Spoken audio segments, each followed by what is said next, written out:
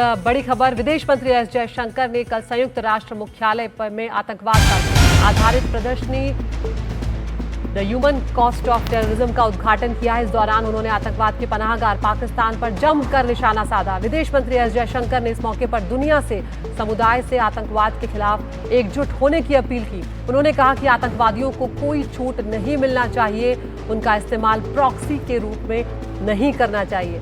जयशंकर बोले कि आतंकवाद संयुक्त राष्ट्र के सभी सिद्धांतों के विपरीत और मानवता के लिए सबसे गंभीर खतरों में से एक है। तो संयुक्त राष्ट्र के मुख्यालय में आतंकवाद पर आधारित प्रदर्शनी ह्यूमन कॉस्ट ऑफ टेररिज्म का उद्घाटन वो कर रहे थे और इस दौरान उन्होंने पाकिस्तान पर जमकर निशाना साधा और कहा कि अब पूरी दुनिया को आतंकवाद के खिलाफ एकजुट होना होगा। आतंकवादियों को कोई छूट नहीं मिलनी चाहिए। Terrorism is one of the gravest threats to humanity. The world must come together on some basic concepts. No impunity to terrorists, no treating them as proxies, and no yielding to nuclear blackmail.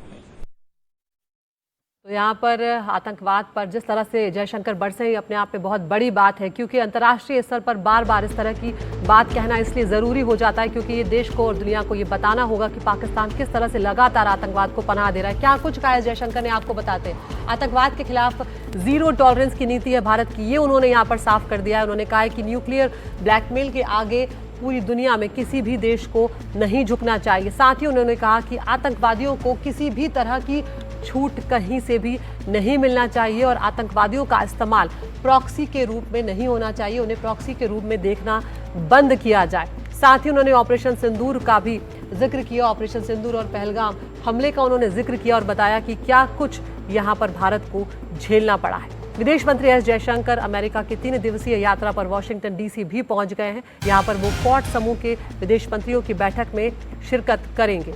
America यात्रा पर पहुंचे भारत के विदेश मंत्री जयशंकर ने ये कहा है कि भारत और अमेरिका के रिश्तों में मतभेद और टकराव हो सकते हैं, लेकिन दोनों देशों को अपने संबंधों को लगातार आगे बढ़ाते रहना होगा।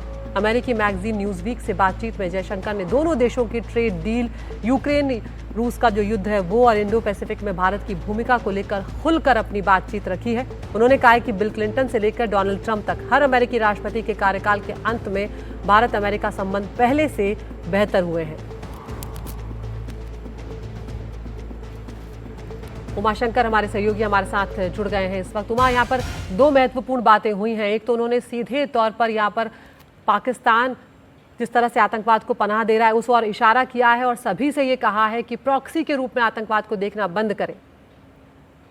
जी बिल्कुल, देखिए कई अहम बातें की है विदेश मंत्री एस जयशंकर ने। एक तो जो पाकिस्तान है वो जुलाई के महीने में उसको यूएनएससी की प्रेसिडेंसी मिलने जा रही है और उसके ठीक पहले जो है जयशंकर का बयान काफी अहमियत रखता है। उन्होंने साफ तौर पे पहलगाम आतंकी हमलों का जिक्र करते हुए कहा कि ये कश्मीर में जो आर्थिक रूप से बदहाली लाने की कोशिश का नतीजा था, क्योंकि आतंकवादियों ने जब से पाकिस्तान प्रायोजित आतंकवादियों ने जब से कश्मीर में हमला किया है वहाँ पे टूरिज्म की जो रीढ़ है वो टूट चुकी है, ये सबों ने देखा है। तो इसलिए उन्होंने इसे जो है वो आर्थिक एक जंग के तौर पर पेश किया है और दुनिया के देशों को इस बात से आगाह रहने को कहा है। दूसरी अहम बात ये भी है कि ह्यूमन कॉस्ट ऑफ जो टेररिज्म उस एग्जीबिशन में उन्होंने पार्टिसिपेट किया, वहाँ उन्होंने बात भी की और खासतौर पे अमेरिकी मीडिया से जो उन्होंने बात की उसमें साफ तौर पे ये भी कहा कि वो किसी भी न्यूक्लियर जो ब्लैकमेलिंग है भारत उसके दबाव में नहीं आएगा और आतंकवाद के खिलाफ अपनी कार्रवाई जो है वो जारी रखेगा। उमा, संक्षेप में बताएं कि क्या अब जिस तरह से भारत और अमेरिका के रिश्ते थोड़े आगे बढ़ रहे हैं, कोई बेहतरीन ट्रेड डील होने की यहाँ पर